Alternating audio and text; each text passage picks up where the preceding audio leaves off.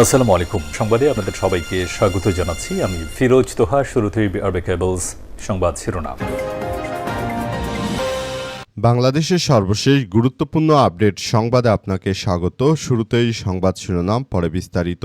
প্রথমেই জানাবো, আসিফ মাহমুদ বললেন, আমাদেরকে আপনাদের মতো বালুর ট্রাক দিয়ে আটকে ফেলা যাবে না। জাতীয় নাগরিক পার্টি এনসিপির নেতাকর্মীদের কোনো বাধা দিয়ে বা বালুর ট্রাক দিয়ে আটকে রাখা যাবে না বলে কঠোর হুঁশিয়ারি দেওয়া হয়েছে বিএনপিকে। আজ দলটির মুখপাত্র আসিফ মাহমুদ সজীব ভুঁইয়া বিএনপি তারেক রহমানকে এই হুঁশিয়ারি দেন। নিজের ফেসবুক অ্যাকাউন্ট থেকে এক পোস্টে তিনি এই হুঁশিয়ারি দিয়েছেন। ওই পোস্টে আসিফ মাহমুদ সজীব ভুঁইয়া লিখেছেন, বালুর ট্রাক ভোলা সহজ না, কিন্তু আপনাদের বালুর ট্রাক দিয়ে আটকে ফেলা গেছে, কিন্তু আপনারা আমাদেরকে আপনাদের মতো মনে করবেন না। আমাদের আপনাদের মতো বালুর ট্রাক দিয়ে আটকে ফেলা যাবে না। এরপর জানাবো, যাদের জনগণ ভোট দেয়নি তাদের জেলা প্রশাসক বানিয়েছে বিএনপি, বললেন রুমিন ফারহানা। সাম্প্রতিক সময়ে সরকার দলীয় জেলা প্রশাসক নিয়োগ নিয়ে মুখ খুলেছেন ব্রাহ্মণবাড়িয়া ২ আসনের সংসদ সদস্য রুমিন ফারহানা। তিনি বলেন, যাদেরকে দেশের বিএনপির এই ভরা জোয়ারেও বিএনপি যেসব নেতাকর্মীদেরকে ভোট দেয়নি তাদেরকে বেছে বেছে প্রশাসক বানিয়েছে বিএনপি। এই সরকারের মেয়াদ আগামী ১৫ মাসের মধ্যেই শেষ। তারা আগামী ১৫ মাসের মধ্যে আওয়ামী লীগের মতো দেশ ছেড়ে পালাবে বলে কঠোর হুঁশিয়ারি দেওয়া হয়েছে। এদিকে হবিগঞ্জে ১৪৪ ধারা প্রত্যাহার। হবিগঞ্জের পৌর এলাকায় সার্বিক আইন শৃঙ্খলা পরিস্থিতি স্বাভাবিক হয় গত ২৯শে জুলাই জারি করা ১৪৪ ধারা প্রত্যাহার করে নিয়েছে জেলা প্রশাসক। আজ জেলা ম্যাজিস্ট্রেট ডক্টর জি.এম. সরফরাজ এ আদেশ বাতিল করেছেন। এবারে জানাবো, বিএনপির বিরুদ্ধে সন্ত্রাস নির্ভর রাজনীতির অভিযোগ নাসির উদ্দিন পাটোয়ারির। হবিগঞ্জ এনসিপি নেতাকর্মীদের উপর হামলার ঘটনায় মামলা দায়েরের পর দলটির মুখ্য সমন্বয়ক নাসির উদ্দিন পাটোয়ারি বিএনপির বিরুদ্ধে সন্ত্রাস নির্ভর রাজনীতির অভিযোগ তুলেছেন। তিনি বলেন, হামলাকারীদের বিচার হলে দেশে আইনের শাসন প্রতিষ্ঠিত হয়েছে বলে প্রমাণিত হবে, অন্যথায় তা হবে না। এদিকে পাকিস্তানে নিরাপত্তা বাহিনীর ব্যাপক অভিযান, ৪৪ সন্ত্রাসী নিহত। পাকিস্তানের সন্ত্রাস বিরোধী ব্যাপক অভিযান চালিয়েছে দেশটির সেনাবাহিনী। গোয়েন্দা তথ্যভিত্তিক এই অভিযানে নিরাপত্তা বাহিনীর সঙ্গে পৃথক সংঘর্ষে গত ২৪ ঘণ্টায় ৪৪ জন সন্ত্রাসী নিহত হয়েছে। একই সময় জঙ্গিদের হামলায় ৩ পুলিশ কর্মকর্তা প্রাণ হারিয়েছে। নিহত কর্মকর্তাদের একজন ডেপুটি সুপারিনটেন্ডেন্ট অব পুলিশ বা ডিএসপি পদমর্যাদার। এবং সর্বশেষ জানাবো, ইরানে রাতভর মুহুর্মুহুর যুক্তরাষ্ট্রের হামলা। আবারও ইরানে মুহুর্মুহুর হামলা চালিয়ে যাচ্ছে যুক্তরাষ্ট্র। আজ ইরানের অভ্যন্তরের বিভিন্ন সামরিক ও কৌশলগত লক্ষ্যবস্তুতে রাতভর একের পর এক বড় ধরনের বিমান হামলা চালিয়েছে মার্কিন যুক্তরাষ্ট্রের সেন্ট্রাল কমান্ড বা সেন্টকম। রাত ৮টায় গ্রিনিচ মান সময় ১২টায় এই হামলা শুরু হয় এবং পরবর্তীতে ইরানের দক্ষিণ অঞ্চলে একাধিক প্রদেশে এবং দ্বীপে বিকট শব্দে বিস্ফোরণের শব্দ শোনা যায় বলে প্রেস টিভি নিশ্চিত করেছে। প্রিয় দর্শক, এতক্ষণ শুনছিলেন সংবাদ শিরোনাম, এবারে বিস্তারিত। তবে তার আগে বন্ধুরা, অনুরোধ থাকবে এই সংবাদটিতে একটি লাইক দিন। এই চ্যানেলে আপনি নতুন হয়ে থাকলে আমাদের সংবাদটি দেখতে দেখতে চ্যানেলটি সাবস্ক্রাইব করে রাখুন। কমেন্ট করে বন্ধুরা আপনার মূল্যবান মতামত জানিয়ে দিন আপনি বিশ্বের কোন দেশ থেকে বা বাংলাদেশের কোন স্থান থেকে আমাদের সংবাদটি দেখছেন এবং শুনছেন। আর বন্ধুরা, সংবাদটি আপনার সোশ্যাল মিডিয়া ফেসবুকে শেয়ার করে বন্ধুদেরও দেখার সুযোগ করে দিন। গাজা যুদ্ধে আপনি যদি নিরীহ ফিলিস্তিনিদের ভালোবেসে থাকেন বন্ধুরা, কমেন্টে ইয়েস লিখে পুরো বিশ্ববাসীকে আমাদের এই তাজা আপডেটটি দেখার সুযোগ করে দিন। এবারে বিস্তারিত। আমাদেরকে আপনাদের মতো বালুর ট্রাক দিয়ে আটকে ফেলা যাবে না, বললেন আসিফ মাহমুদ।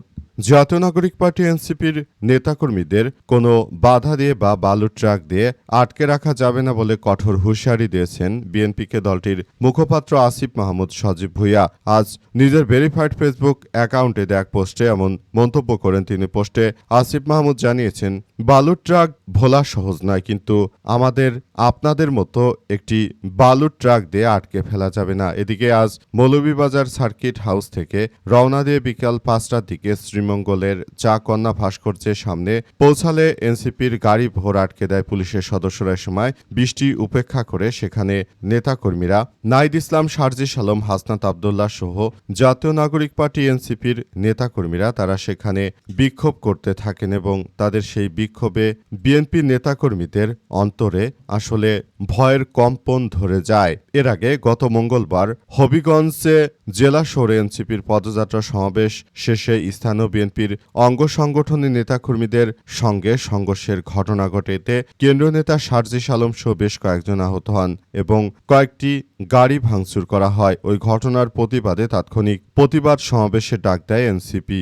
অন্যদিকে জেলা যুবদল একই দিনে সমাবেশের ডাক দেওয়ার ঘটনায় আইনশৃঙ্খলা অবনতির আশঙ্কায় হবিগঞ্জ পৌর এলাকায় অনির্দিষ্টকালের জন্য 144 ধারা জারি করা হয়েছে।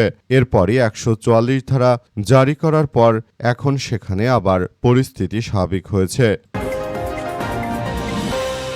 যাদের জনগণ ভোট দেয়নি তাদের জেলা প্রশাসক বানিয়েছে বিএনপি বললেন রুমিন ফারহানা। সাম্প্রতিক সময়ে সরকার দলীয় জেলা প্রশাসক নিয়োগ নিয়ে মুখ খুলেছেন ব্রাহ্মণবাড়িয়া 2 আসনের সংসদ সদস্য রুমিন ফারহানা। সম্প্রতি একটি বেসরকারি টেলিভিশনে টক শোতে এ নিয়ে কথা বলেছেন তিনি বলেন, এই ভরা জোয়ারে যেসব জেলায় বিএনপির এমপি প্রার্থীরা ফেল করেছে তাদের জনগণ ভোট দেয়নি, ন্যূনতম কোনো জনপ্রিয়তা তাদের নেই, তাদের জেলা প্রশাসক বানিয়েছে বিএনপি। টকশোতে তিনি বলেন, আজকে আলোচনায় এসেছে যে পদই যথেষ্ট, আর কোনো যোগ্যতার প্রয়োজন নেই। ঠিক এই বিষয়টি বিরোধিতা করেই কিন্তু গণ অভ্যুত্থানে জন্ম দিয়েছিল। বিএনপি ক্ষমতা আসতে না আসতেই বাংলাদেশ ব্যাংকের গভর্নর নিয়োগ দিয়েছে একজন সোয়েটার ফ্যাক্টরির মালিককে। বাংলাদেশ ব্যাংকের প্রধান বানিয়েছে সরকার। রুমিন ফারহানা বলেন, প্রত্যেক জেলায় যে এমপি ক্যান্ডিডেট ফেল করেছে, অর্থাৎ জনগণ এই বিএনপির ভরা জোয়ারের সময় যাদেরকে ভোট দেয় নাই সেই মানুষগুলোকে আবার জেলার মাথা হিসেবে বসিয়ে দিয়েছে। জেলায় প্রশাসক নিয়োগ করেছে দলের ন্যূনতম যাদের কোনো জনপ্রিয়তা নেই, ভোট পায় নাই, ফেল করেছে কিংবা যাদের নমিনেশন দিতে পারে নাই তাদেরকে আবার তারা প্রশাসক বানিয়ে যে তামাশার রাজনীতি শুরু করেছে বিএনপি। এই তামাশা আসলে কতদিন চলবে সেটি আমরা বলতে পারছি না। তবে বিএনপিকে উদ্দেশ্য করে রুমিন ফারহানা জানিয়েছেন যে এই সরকার 15 মাসও টিকতে পারবে কিনা সন্দেহ রয়েছে। এই সরকারের বিরুদ্ধে আমাদের আরও শক্ত পদক্ষেপ গড়ে তুলতে হবে। সবাইকে বলতে চাই, প্রিয় ভাইরা, আমরা আরও বড় ধরনের কার্যক্রম শুরু করতে চাই এবং বর্তমান সরকার যেভাবে আমাদের সবার সঙ্গে একরকম খারাপ আচরণ শুরু করেছে এর জন্য তাদেরকে অবশ্যই জবাবদিহি করতে হবে বলে জানান তিনি। রুমিন ফারহানা আরও জানিয়েছেন যে বিষয়গুলো আমরা খুবই গুরুত্ব সহকারে দেখভাল করছি এবং আমরা আগামীতে একটি সুন্দর ও সমৃদ্ধি রাষ্ট্র কাঠামো গড়ে তুলতে চাই, যেখানে আর কোনো ধরনের সন্ত্রাসী কার্যকর পরিস্থিতি যেন হতে না পারে সেই ব্যবস্থায় আমরা গ্রহণ করতে চাই। কিন্তু বিএনপির কারণে আসলে দেশটাকে আমাদের ভিন্নভাবে চিন্তা করতে হচ্ছে, কারণ তারা নিজেরাই হচ্ছে এমন একটি রাজনৈতিক দল, তাদের জনসমর্থন শূন্য, তারপরও ইলেকশন ইঞ্জিনিয়ারিং করে তারা যেভাবে ক্ষমতায় এসেছে, আগামীতে সরকার 15 মাস টিকে কিনা সেটি দেখার বিষয়। হবিগঞ্জে 144 ধারা প্রত্যাহার। বুধবার 29 জুলাই জাতীয় নাগরিক পার্টি এনসিপি নেতাকর্মীদের উপর বিএনপির পাল্টাপাল্টি কর্মসূচিকে কেন্দ্র করে হবিগঞ্জে দিনভর চরম উত্তেজনা বিরাজ করে।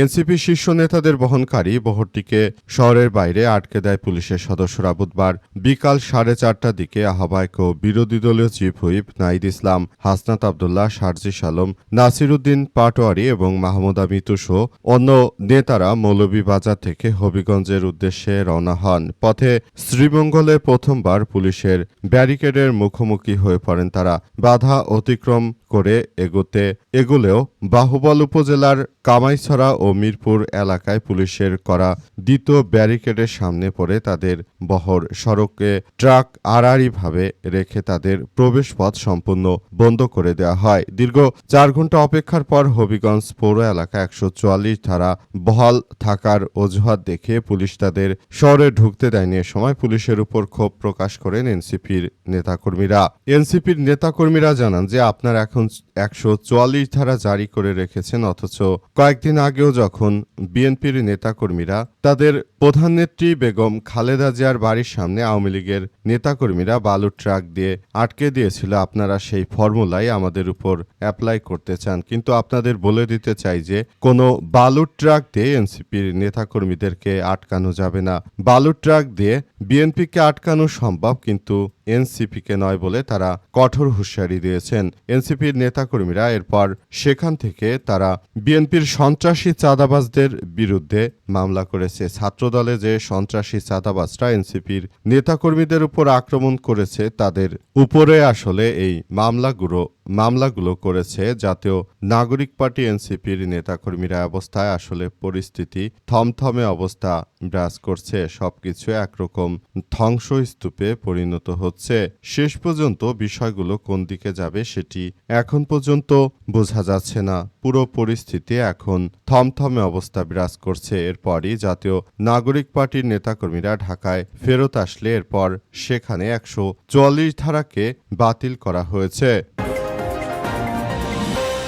বিএনপি একটি সন্ত্রাসী রাজনৈতিক দল, তারা সন্ত্রাস নির্ভর রাজনীতি করছে বলে অভিযোগ করেছেন নাসির উদ্দিন পাটোয়ারি। এই বিএনপি দেশটাকে একটি অরাজক পরিস্থিতির মধ্যে ঠেলে দিতে চায় বলে অভিযোগ পাওয়া গেছে।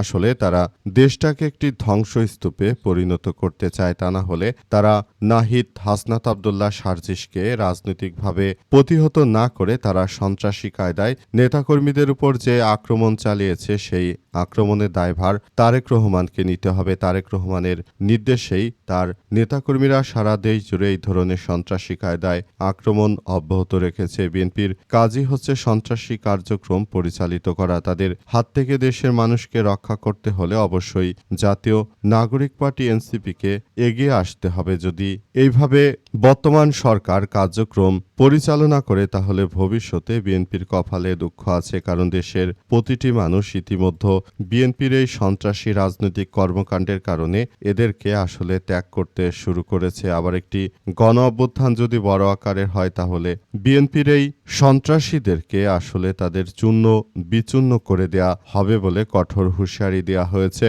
বিএনপি যদি সন্ত্রাসী কায়দায় তারা এই ধরনের কার্যক্রম চালাতে চায় তাহলে এর জন্য অবশ্যই বিএনপি রাজপথে মোকাবেলা করুক। তাছাড়া তারা অতর্কিতভাবে কোন মূর্খদের মতো যেভাবে জাতীয় নাগরিক পার্টি এনসিপি নেতাকর্মীদের উপর তারা আক্রমণ চালিয়েছে সেটা আসলে এক ধরনের সন্ত্রাস। আর এই সন্ত্রাসীপনা করে দেশে রাজনীতিতে কখনোই তারা এগিয়ে যেতে পারবে না। বিএনপি হচ্ছে এমন একটি রাজনৈতিক দল, ইলেকশন ইঞ্জিনিয়ারিং থেকে শুরু করে এমন কোনো অপকর্ম নেই যা এই রাজনৈতিক দলটি করেনি। সুতরাং এই দলটিকে অবশ্যই এই মুহূর্তে আমাদের সবাইকে আরো বেশি সজাগ থেকে তারপর মোকাবেলা করা উচিত বলে মনে করা হচ্ছে।